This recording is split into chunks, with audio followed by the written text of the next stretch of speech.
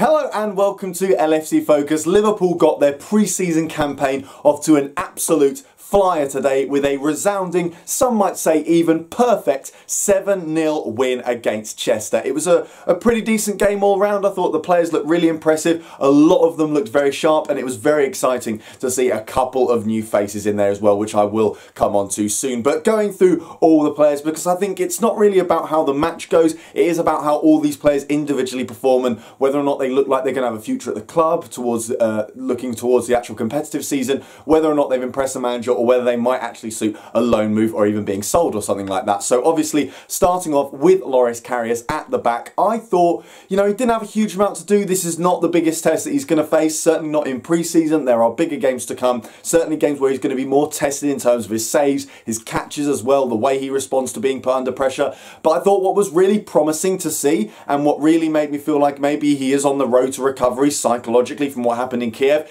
is the fact that he doesn't look like he's changed the way that he plays. You know, he was still looking to play it out from the back. He wasn't looking to rush things under pressure or anything like that. He was essentially the same Loris Karius that we saw before Kiev. And I think that's important because what you don't want is him, you know, worrying that he's going to repeat his mistakes and starting to boot it away or punch it away or anything like that. He did look composed and he did look like he might actually be overcoming the mental block of what happened. So that is very positive to see, and hopefully, you know, we'll see more from Loris Karius over the next few games. He did make a couple of nice saves as well, and it was nice to see that his name was the one that was cheered the most when the team sheets were read out. So hopefully Liverpool fans will be getting behind him. Onto the defence, you know, a lot of them again didn't have that much to do. Gomez and Phillips played the first half. Both of them looked very composed. They were very strong as well whenever they were put under pressure by the Chester players. Obviously, you know, they're 6 divisions below Liverpool, so they're going to try and use their physical assets a lot. And I thought Gomez and Phillips, for two pretty young players, you know, Gomez is a little bit further along in his development. I thought Phillips did very, very well in terms of using his strengths, so that was nice to see. But again, they didn't really get put under much pressure, and it remains to be seen later on in pre-season whether they really are capable of performing at that kind of level at centre-back. But so far so good in terms of the signs, and the passing was good as well. Moreno was his usual self. He did look pretty fit, and he does have a contribution in the, I think it's the second goal with Harry Wilson as well. He shows some nice persistence as he gets into the box. You know, I thought his final ball looked like it has improved. It's been a criticism of Moreno in the past that while he does get forward well and he does kind of take up some pretty good positions, he's got the pace and the energy for it. He is a little bit like a headless chicken in that aspect almost, in that when he gets the ball, he doesn't necessarily look composed and it doesn't look like he's got the technique for it. Today, it looked like he has improved on that, and obviously it does show with the way he sets up the goal, so that was nice, and again, getting into good positions as well. It was one of those games where the fullbacks were doing a lot of attacking and not much defending, so it remains to be seen whether Moreno has added to his defensive game at all. That's something that I think will come about during the American tour when we come up against some more highbrow teams. But for starters, from what we saw from him today, it was pretty impressive. I thought Nathaniel Klein actually was pretty good going forward as well, considering it is a criticism of his game. He's always been seen more as of a defensive right back, and that's kind of why he's never really fitted into Jurgen Klopp's side, is because, you know, Trent Alexander-Arnold and Joe Gomez have always been a little bit better at getting forward and contributing to the attack and getting crosses into the box and also just taking up the right positions. I thought the way that Nathaniel Klein made overlapping runs today and was supporting the forwards was actually really, really good, and a real progression from what we had towards the end of last season when we brought him into cover for Trent Alexander-Arnold when he needed resting, and when Liverpool were coming up against low blocks, he just wasn't performing the way Jurgen Klopp wanted him to. So it is promising to see him make the right kind of runs, getting into the right kind of areas. I do just think he needs to work on his final ball a little bit more, because there were quite a few moments where he runs onto the ball a little bit too much and he overhits his crosses, and while Liverpool kept it in by basically treating it as a swap ball to the other side, it was disappointing that he wasn't really finding anyone in the box. So I think that is something to work on, maybe just keeping his cool a little bit more and finding some technique. But again, promising signs from Nathaniel Klein there. And moving on to the midfield, Fabinho was obviously the star name of the first half. I thought he was pretty good. He certainly looked composed. He didn't look phased or anything like that. He has a really nice shot as well that comes off the post. It would have been fantastic to see that go in for him to get a debut goal. It was pretty nice, like I said, off the post from about 20 yards out, coming onto the ball, arriving late into the box. The kind of thing that, you know, if he is going to score a lot of goals this season, you expect that's how they're going to come, with that kind of late arrival when everyone else is about 5 yards further forward and the space just opens up for him. So it's good to see that he's got the confidence to take those shots on, and hopefully a few more of them fly into the fly into the net rather than just coming back off the post. I thought there were a few moments where he maybe looked a few seconds behind the game almost. There were a couple of niggly fouls in there and stuff like that. There was one misplaced pass. It just felt like, you know, it didn't look like his fitness was off, but I thought his mental fitness and the way he was focused, it looked like there was just a tiny little bit missing there. But hopefully, you know, that'll come and that'll develop and he'll get more and more used to the speed of the English game, because obviously there will be tougher tests than Chester. But I think also, you know, the way he fouls people, sometimes it can almost be a good thing. You know, Liverpool have sometimes needed a midfielder who just breaks the game up. Jordan Henderson in that number 6 role is not that kind of player. He's not the kind of fellow who's just going to start making niggly fouls and leaving a leg in and stuff like that. But I think Fabinho has the right kind of physique. He's got the strength and also the really long legs to just occasionally leave a foot in where it looks innocent. It looks like he was going for the ball, but actually it might be a really good way to foul people and slow the game down. And that is something that maybe in the future Liverpool will need a little bit of in their game. So that was good to see. And yeah, he was very much playing the defensive midfield role, which is, I think, where we were all expecting him to play. Curtis Jones alongside Fabinho in midfield, I thought was actually really,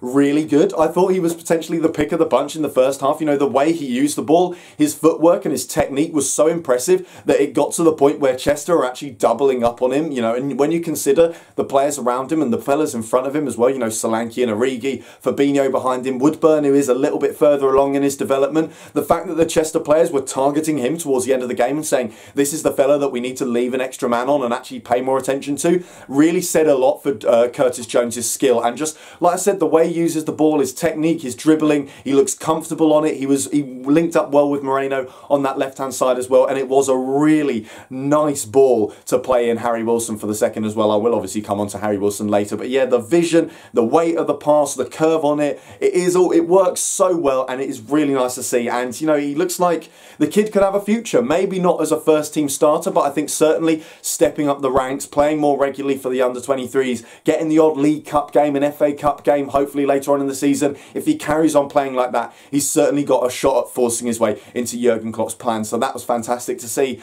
Woodburn, the other member of the midfield three, I thought was actually a little bit disappointing, to be honest. I think he does look uncomfortable in that withdrawn role. He looked at his best when he was basically playing as a number 10. His actual position in this game looked like it was meant to be as a number 8, slightly further back than Curtis Jones almost, and he didn't really look comfortable. He gave the ball away a few times. He does look like he's improved his physique, so that is important. Obviously, if he wants to break into the first team, he was always quite a small 17-year-old when he first sort of had his opportunities at Liverpool, so I think that is important that he builds himself up and he's capable of competing with the stronger players in the Premier League, so that is promising. But I just thought it didn't really look like the number 8 role suited him, which is a shame because we know that Jurgen Klopp fancies him playing there. That's where he sees him having a future in the first team, so maybe there needs to be a little bit of a tweak and a revision in plans there, or Ben Woodburn just has to get a little bit more used to the pressures that come with playing in that area of the pitch. And with the forwards, Harry Wilson, obviously the headline player of the first half, really, aside from obviously debutant Fabinho and the fantastic Curtis Jones. He gets the 2 goals that put Liverpool 2-0 up at the interview. Both really nice, well-taken finishes as well. They were the finishes of a lad who backs himself, of a lad who isn't, you know, fading in the headlights, who doesn't look scared of the opportunity that's been put on him. He looks much more confident after that spell at Hull City. You know, obviously he got pretty good goal return there. He got a pretty good assist return as well. And I think that's shown in the confidence and the way that he plays and the way that he dispatches those 2 shots. You know, the first one, he comes onto it a little bit late. It's a bit of a rebound, slightly scrappy, but he has the composure in that high intensity situation to just dink it over the goalie, which is really nice. The second goal as well, he takes down the Curtis Jones ball as well and then does really well to just roll it carefully underneath the goalkeeper. So yeah, 2 really good finishes. Looks almost like a natural player in front of goal in that regard, although obviously remains to be seen whether he can repeat the trick over the next few friendlies before Liverpool head out on the USA tour. But really promising signs from Wilson, and I think if he does want to break into the Liverpool team as a rotational option in the front 3, or maybe even as an attacking midfielder, he is doing all the right things, and hopefully he can continue what he did today. I thought Origi did really disappoint me in that game. I thought he was poor in front of goal. He got into a couple of right positions. He was occasionally caught offside as well, which is disappointing. He just doesn't look like he has an amazing football brain in terms of his intelligence and the way he plays, the way he positions himself. He's very much 50-50 in that sometimes he's in the complete wrong place and sometimes he's in the perfect place. But when he is in the perfect place and he starts bearing down on goal, he almost invariably fluffs his lines. He can't get the ball past the goalkeeper. I don't know whether it's a confidence thing, whether, you know, the way he's dropped down the pecking order at Liverpool and what happened on his loan spell at Wolfsburg has just knocked the player mentally.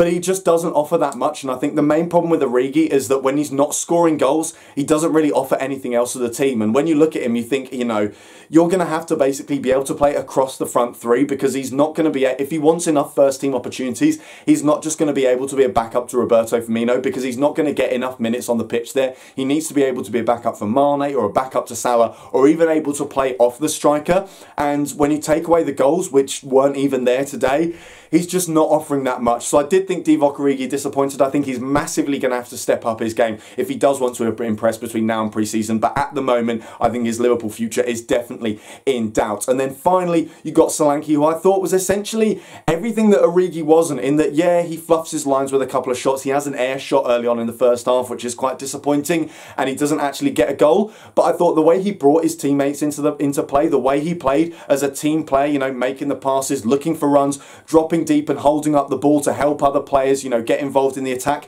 I thought he did all of that really well, and that's what I mean about, you know, you can't just be a backup to Firmino. You've got to be able to play multiple positions. You've got to be able to fulfill multiple roles within the team, and I thought Solanke did that really well. And, you know, we know from last pre-season that he's got the goals in his game. Hopefully he can get a few more between now and the end of the campaign, but all in all, I thought it was a pretty impressive showing from Solanke, and hopefully we just see a little bit more in front of goal over the next few games. So next up, you've got the second half team. Now, this is where Liverpool did start to run riot. They were 5-0 up within about 10 minutes of the half starting. They ended up finishing at 7-0. It was a very comprehensive second half from the Reds. I think Chester, they did start to tire. They started bringing on trialists who maybe weren't as composed and calm and up for it as the other players. So that was a little bit disappointing that we didn't quite get the competition, but I think you can't take any credit away from the Liverpool players that did play in that second half, because I do think they looked that little bit fitter. I know, you know, it's essentially random what players played which half, but as a unit, that second half team, they gelled together really well, and like I said, they just looked fitter. They had the right intensity. They looked a little bit more focused and generally played a better game, and I think that's why they came away with 5 goals rather than the 2 that the first half team did. But yeah, the goalkeeper, again, didn't have that much to do. I thought his kicking did look a little bit suspect. I think that's one of the reasons that Danny Ward maybe hasn't got a huge look in at Liverpool, is because he's a good goalie, he's a good shot stopper maybe. You know, he's not entirely spectacular in that regard, but the way he deals with the ball at his feet and the way he distributes it, a lot of the time he was just booting it forward with, you know, the vain hope that it might find a Liverpool player, and I just don't think that's what Jurgen Klopp's looking for, because he sees that as essentially just a waste of possession and a waste of what could have been a good chance to build out from the back. So I thought a little bit disappointed in Danny Ward. Obviously we'll see him tested more in terms of shot stopping and stuff like that later on in pre-season, so maybe he redeems himself there, but I think kicking and distribution is really something that he needs to work on. The centre-backs, again, really didn't have that much to do, but again, dealt with the strength and things like that really well. Clavan looked reasonably composed, apart from when he gave the ball away within about 30 seconds at the start of the half. Apart from that, I thought he did well. Chiravella obviously doesn't look like he's going to have much of a future at Liverpool. He is essentially a central defensive midfielder playing centre-back to fill in for the fact that we maybe are missing a few players that we would have liked to play in that role over him in this pre-season game. But I thought he still dealt with things very well. You notice when they brought on an absolutely massive fella, they brought on a total barrel of a man with about 25 minutes to go, really sticking the big man up front. He made a beeline for Pedro Chiravella, went straight for him, put his arm on his shoulder as if to say, I'm getting you here. And I thought Pedro Chiravella dealt with that really well, and also used the ball pretty well as well. So maybe there is promise there as a backup centre-half or a backup central defensive mid or anything like that, but I do think it's almost like his future has been made up for him already at Liverpool. But who knows, maybe he could be sent out on loan with a view to seeing whether he does show any more promise there. I thought Andrew Robertson looked fit. He was his usual self. Maybe didn't get on the ball as much as he would have liked, but was doing all the usual Robbo things that we love, you know, chasing down lost causes, charging forward, getting balls into the box and stuff like that. So that looked nice. He looks like he hasn't dropped off at all since the end of last season, so that's really good. Hopefully he will be bang up and ready by the time the actual season starts. I thought Camacho was pretty good playing right back. He was a player that I haven't really seen before at Liverpool, showed a reasonable amount of strength, was doing the same kind of things as Robbo in terms of he linked up well with Shea Ojo on that right hand side. He was making good overlapping runs, maybe didn't quite have a final ball. He looked a little bit shy of getting too close to the box, but maybe again that's compensating for the fact that Andrew Robertson was getting forward a lot, and that kind of rule of when one fullback goes beyond the halfway line, the other has to stay back and something like that. So maybe he just needs a word in his ear from Jurgen Klopp to say, you know what, believe in yourself, show some confidence. No disrespect to Chester, but they aren't as good as you, so you can get at them a little bit. And maybe, who knows, if he does get forward a little bit more, we'll get to see what he's got in his locker in terms of his final ball. And the midfielders, this is where things got very, very exciting indeed, because Naby Keita was incredible. It's only Chester, but the lad just looks like a superstar. He looks like though he was born with the ball at his feet. He just looks composed in every possible situation, whether the ball's up in the air or coming at him at his feet, whether it's coming at high pace or low pace, whether it's curving or whether it's coming straight, whether he hasn't got the ball or whether he's with the ball. He just looks so composed, and he looks like he knows exactly what to do. Like, it's almost instinctive the way that he uses it, and that is so fantastic to see. And the promising thing is, you know, at the end of the day, you can say it's only Chester, but this is what we've been told Keita can do. This is not like a lad who's come out of nowhere and just played an absolute blinder in the first game of pre-season because he really wants to impress the manager and just happened to have the game of his life. This is an affirmation of everything we've been told Naby Keita will bring to Liverpool, and that's what makes it so exciting, because you just expect that he will continue to do this, and he will be doing it when he comes up against Premier League sides as well. And I mean, watch out West Ham on opening day, because this kid looks brilliant. I mean, like I said, the way he uses the ball, the way he reads the game as well, he is so perfect for Jurgen Klopp's system. You can see why we essentially waited 2 years to sign him, from when we actually first asked about his availability to when he's actually now arrived at the club, because he fits the system so well. He reads situations, and the way he presses, he always knows when and where to press and when and where to do so to create space for his fellow midfielders as well. You know, James Milner and Ryan Kent thrived off of the space that was created for them by Naby Keita, and the way he tackles and intercepts as well. It's not just about winning the ball back, it's not just about getting in the way or getting it away from the opposition player. It's about thinking about, you know, what happens next. He doesn't just go in for a tackle, he essentially goes in for a tackle and a pass at the same time. I'm pretty sure he sets up one of Sturridge's goals like that, or he certainly sets up a really good chance like that, and that's so fantastic to see, because it's important that Liverpool turn the ball over quickly. It's integral to their game, it's integral to how they counter-attack, that as soon as they win it back, they are away, and Naby Keita looks absolutely perfect for that. I mean, it was interesting to see that he was playing in probably the most withdrawn role. He has said in interviews that he sees himself as a defensive player first. I think with Fabinho in the side, Keita will almost definitely play in front of him, but it's possible that maybe we see Keita and Fabinho as a double pivot and then a more attacking midfielder ahead of them. But I thought defensively he was very good, and I would like to see a little bit more of him going forward. You know, he nearly scores a goal. It's that trademark kind of Keita run where, and it's not luck, the way that he uses the ball, the way that it rebounds around the place, it's bouncing off people, he loses it, he gets it back again, and there is a talent to that. It's not just that, you know, he gets lucky with the rebounds, it's in the way he reads the game, it's in the way he reads the flight of the ball and the way it's moving around. He just understands it on a level that seems ahead of everyone else around him, and that is so fantastic to see, and fingers crossed we get some goals as well, because that would be the complete package from Naby Keita. But yeah, some hugely promising signs there. I thought Milner,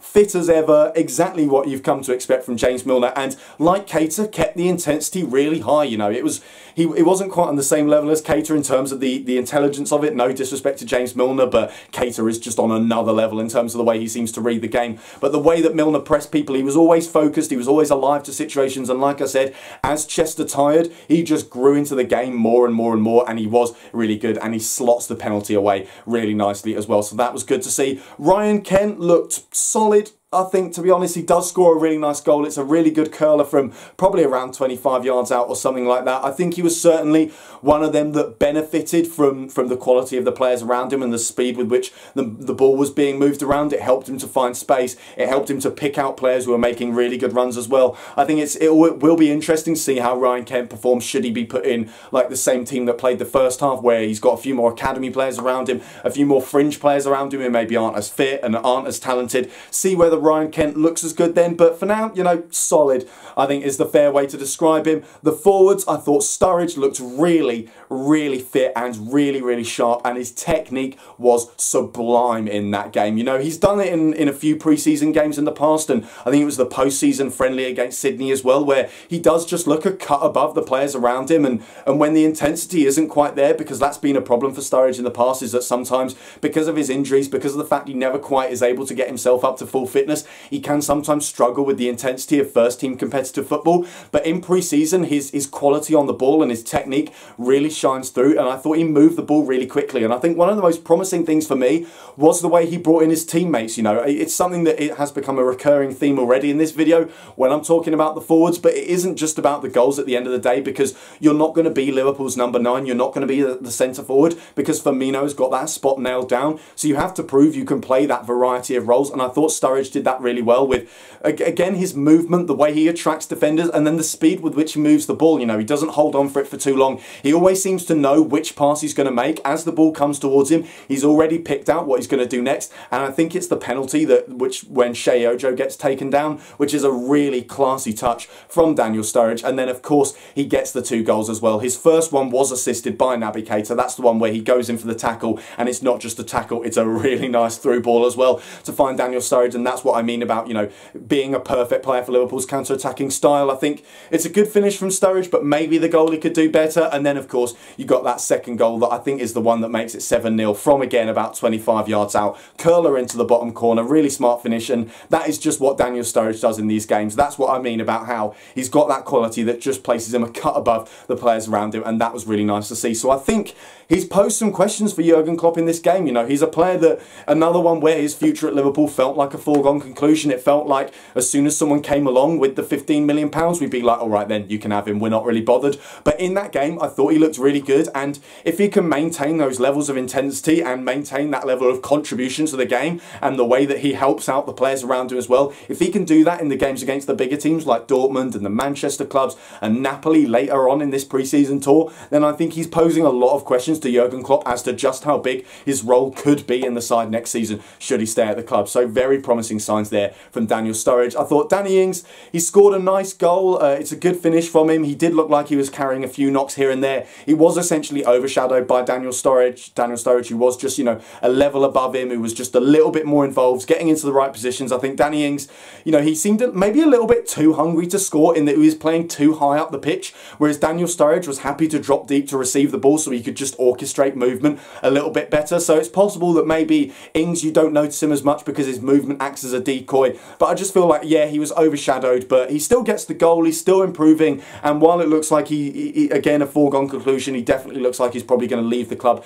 this summer transfer window. If he carries on scoring goals, there's always going to be questions there for the manager. And then finally, Shea Ojo, I thought he was nice and strong in this game. He looked more than up for the fight, so, you know, if you dumped him into a Premier League match or an FA Cup match or even a Champions League match, physically he'd be able to compete. I just think there were questions about his final end product when he gets into that final third. I think if he was playing against more highbrow opposition, he wouldn't get as much time on the ball, and I think he wouldn't have as many opportunities and options around him for passes and things like that. So I would have liked to see a little bit more in that final third. I would have liked to see some more end product, maybe a goal from Shea Ojo. Obviously he is unlucky in that he does get rather unsportingly taken down by the goalie for the penalty that makes it 3 at the start of the second half. So yeah, I just want to see him getting a little bit further forward, getting into the box more and trying to pick out his teammates a little bit more. But like I said, his movement and the speed and the power that he shows was very impressive. So there are some promising signs there, and I just think, you know, if he gets his head up a little bit more, he could end up having a really good pre-season for Liverpool. So that is all for today's video. Like I said, it was a very, very promising start to Liverpool's pre-season. I think it will be interesting